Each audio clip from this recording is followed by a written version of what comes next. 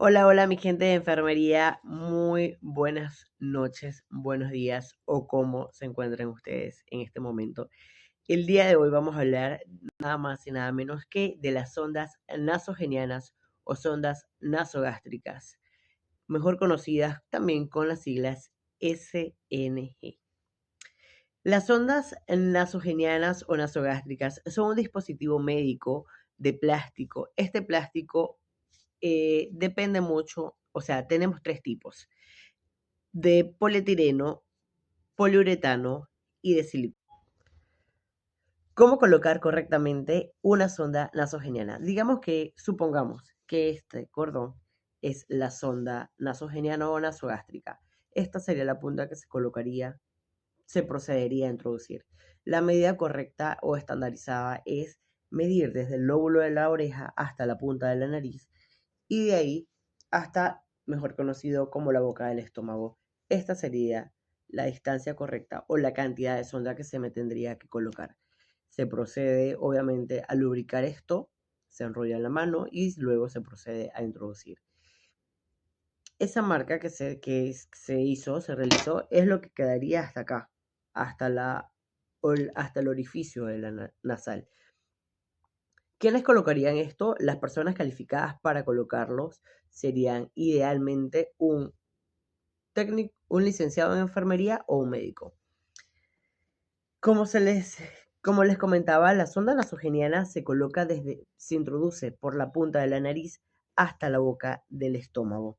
Los pacientes que son los que necesitan este tipo de sondas, son pacientes que no pueden tragar, no pueden masticar, no pueden diglutir alimentos. Serían básicamente pacientes que han sufrido de ACV, que tienen un coma, que están postrados de una manera que no tienen ningún tipo de movilidad del sistema digestivo completo. ¿Qué sería? Se utilizaría para alimentación, para pasarle medicamentos, para hidratarlo directamente hasta el estómago. Este tipo de sondas, esta no porque esta es una suposición, porque las sondas reales son de plásticos, están hechas de polietileno, poliuretano o de silicón. ¿Cuál es la diferencia de estos tres tipos de materiales? No solo es el precio, sino que la de polietileno se cambian pueden durar hasta 7 días. A los 7 días ya es recomendable cambiarla. ¿Por qué? Porque incurriría en un riesgo para el paciente. Las de poliuretano durarían de 2 a 3 meses. Obviamente estas son un poco más costosas. Y las de silicón, que son mucho más costosas, estas se podrían cambiar de 3 a 6 meses. Una vez colocada la sonda, ¿cómo saber si estás en estómago? Sí, pues, porque a veces no estás en el estómago. Es como, no es que se te va a ir, bueno, existen riesgos médicos en el que se te puede ir hacia la cavidad del cerebro muy difícilmente porque existe una posición correcta para colocarlas o que se te vaya a uno de los pulmones, que es bastante peligroso y no suele suceder, pero también puede pasar. Pero una de las formas correctas para validar si estás en estómago es colocar agua, bueno, inyectar aire por la sonda desde la nariz y con un estetoscopio validar que suene el oxígeno en el estómago. ¿Por qué oxígeno? Porque bueno, si estás en el pulmón no haría tanto daño. Y si estás en el estómago, solo serían gases. Otra forma de verificar que estás en el estómago es aspirar con una jeringa desde la sonda, desde el orificio de la nariz y validar que estés extrayendo lo que se llama o lo que es mejor conocido como ácido gástrico. Ya, bien. A mí me tocó la pregunta en qué consiste la sonda nasogeniana. Bien, la sonda nasogeniana o nasogástrica se podría decir es un tubo delgado, bien, que se introduce por la nariz, atraviesa la garganta y el esófago hasta llegar al estómago. Bien, su función principal es administrar nutrición líquida, medicamentos o líquidos directamente al estómago, en especial cuando la persona no puede ingerir o alimentarse por la boca. Bien, ¿cómo se administra los alimentos o medicamentos? Bien, para administrar alimentos o medicamentos por sonda nasogástrica, primero se tiene que ver que la sonda esté en la posición correcta, ¿bien? Y lavarse bien las manos, que es importantísimo. Luego se prepara ya sea el medicamento o el alimento, ¿bien? Se va administrando lentamente a través de una jeringa conectada a la sonda. Es crucial también enjuagar la sonda con agua antes y después de cada administración para evitar obstrucciones. Ahora doy paso a mi compañero. Bueno, el día de hoy a nuestro equipo nos tocó sobre el tema de cuidados de alimentación por sonda nasogeniana. Para este cuidado tenemos que tener varios puntos importantes antes de la alimentación, durante la alimentación y los cuidados diarios que tenemos que tener diariamente cuando se hace ese tipo de alimentación por sonda nasogeniana. Para antes de la alimentación tenemos que tener varios puntos importantes como tener bien lavadas las manos, como verificar bien el equipo de sonda para poder alimentar al paciente.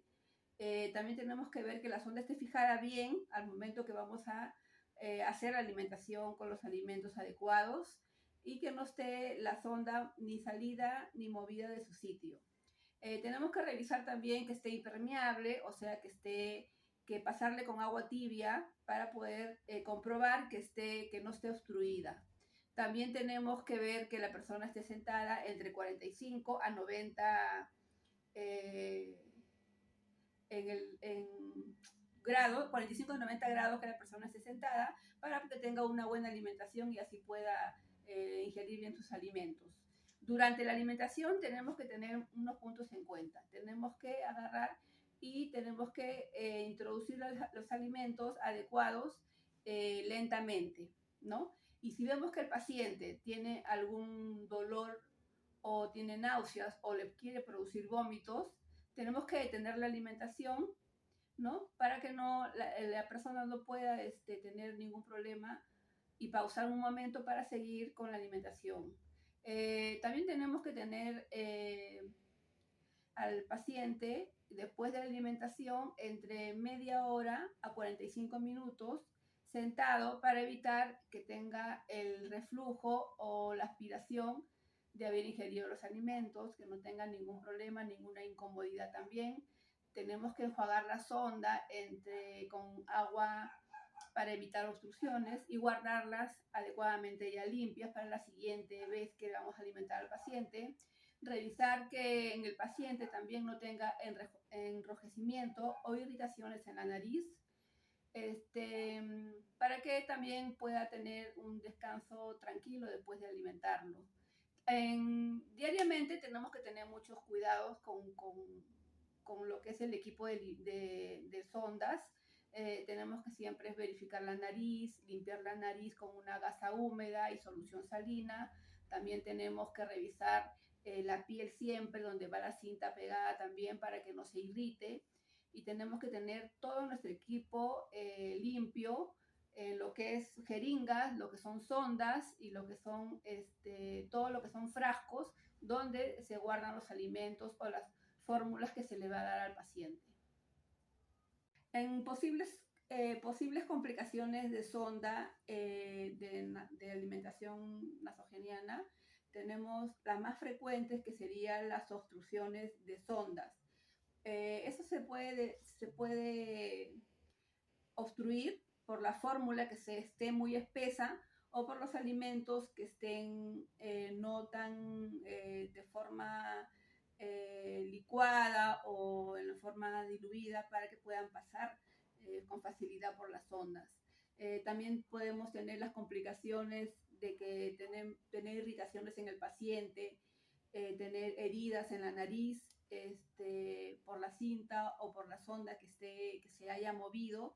Tenemos que revisar eso también cada vez que vamos a alimentar a un paciente, preguntar al paciente, conversar con ellos, preguntarles si también pueden tener náuseas, pueden tener ganas de vomitar al momento de la alimentación.